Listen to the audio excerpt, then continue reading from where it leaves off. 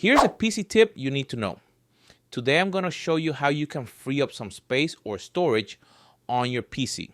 So on your keyboard, just press Windows together with letter R.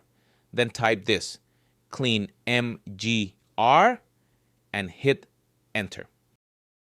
Then be sure you select Drive C where Windows is installed. Now click OK. This window will pop up. This cleanup is designed to target files that are safe to delete and won't harm your system.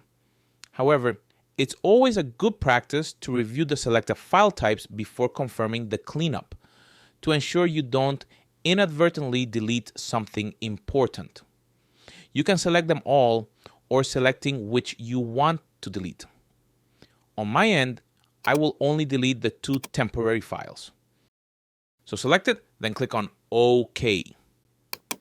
Another Windows will pop up. Just click Delete Files. Be patient and wait for it to finish. After that, your PC will free up some space. If you find this video helpful, I would appreciate if you smash the subscribe and like button. Also leave a comment down below if this video is good or bad to you.